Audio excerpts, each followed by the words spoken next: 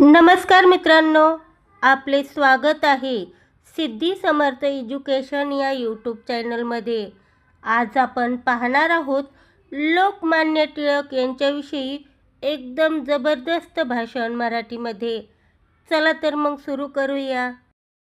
स्वराज्य हा माझा जन्मसिद्ध हक्क आहे आणि तो मी मिळवणारच, अशी सिंहगर्जना करून ब्रिटिश साम्राज्यशाहीचा पाया हादरून सोडणारे भारतीय असंतोषाचे जनक लोकमान्य बाळ गंगाधर टिळक यांच्या स्मृतीस मी सर्वप्रथम त्रिवार अभिवादन करतो. सन्माननीय व्यासपीठ, पूज्य गुरुजन वर्ग आणि येथे जमलेल्या माझ्या बालमित्रांनो, आज आपण एका अशा महान युगपुरुषाची आठवण करत आहोत ज्यांनी पारतंत्र्याच्या अंधारात चाचपडणाऱ्या भारत देशाला स्वातंत्र्याची नवी पहाड दाखवली. लोकमान्य बाळ गंगाधर टिळक हे केवळ एक नेते नव्हते, तर ते प्रखर राष्ट्रभक्त, थोर गणिततज्ञ, लेखक आणि निर्भय पत्रकार होते. टिळकांचे संपूर्ण आयुष्य म्हणजे देशसेवेचे अखंड व्रत होते. लोकांमध्ये देशप्रेम आणि जागृती निर्माण करण्यासाठी त्यांनी केसरी आणि मराठा ही वृत्तपत्रे सुरू केली. इंग्रज सरकारच्या जुलमी राजवटीवर प्रहार करताना त्यांनी त्यांच्या लेखणीचा वापर प्रभावी शस्त्रासारखा केला. सरकारचे डोके ठिकाणावर आहे का, असा थेट सवाल विचारून त्यांनी इंग्रज सत्तेला सळो की पळो करून सोडले.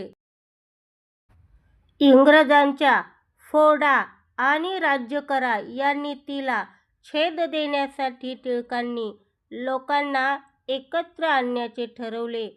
त्यातूनच त्यांनी सार्वजनिक गणेश उत्सव आणि शिवजयंती उत्सव सुरू केले. घराघरात साजरा होणारा सण त्यांनी रस्त्यावर आणला, जेणेकरून सर्व जाती धर्माचे लोक एकत्र येतील आणि त्यांच्यात एकतेची भावना निर्माण होईल.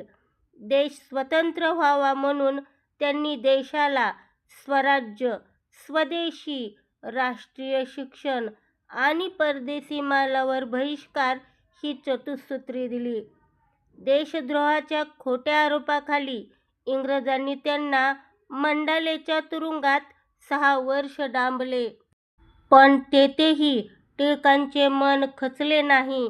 त्यांनी त्या कठीण परिस्थितीत गीता रहस्यासारखा महान ग्रंथ लिहून भारतीयांना कर्मयोगाचा म्हणजेच सतत कर्म करत राहण्याचा संदेश दिला. आज लोकमान्य टिळक आपल्यात नसले तरी त्यांनी पेटवलेली देशप्रेमाची ज्योत आजही आपल्या मनात जळत आहे. आजच्या आधुनिक युगात आपल्या देशाची प्रगती करणे आणि अन्यायाविरुद्ध आवाज उठवणे हीच त्यांना खरी श्रद्धांजली ठरेल.